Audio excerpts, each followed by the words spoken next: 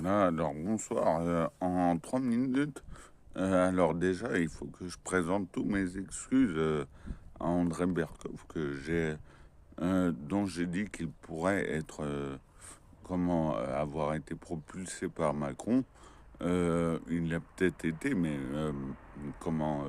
de manière indirecte, parce que faut dire quand même, André Berkoff, il traînait dans les années 80, il traînait avec Attali et Mitterrand, donc c'est pas impossible qu'il ait qu'il ait été en contact avec Macron. Maintenant, de là à dire qu'il a été propulsé.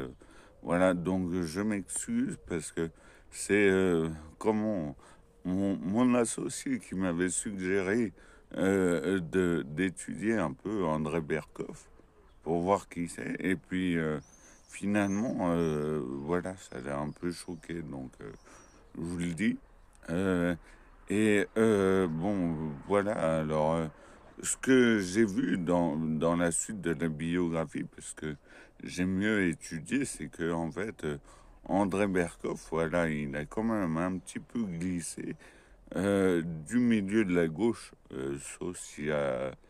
socialiste vers la droite. Mais bon, bon, c'est pas.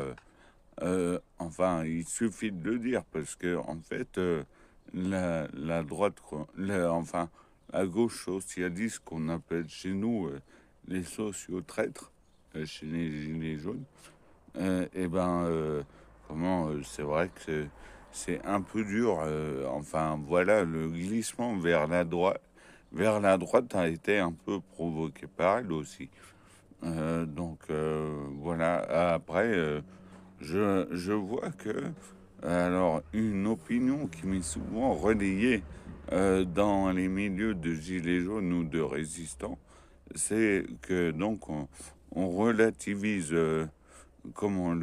l'attaque de Poutine sur l'Ukraine en rejetant la faute sur l'OTAN.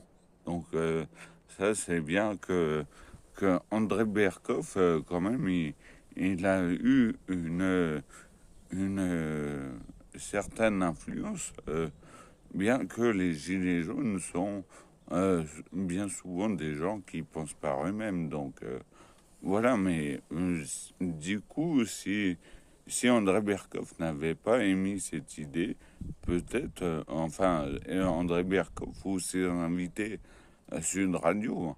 Voilà, en tout cas, bon, je m'excuse excuse, je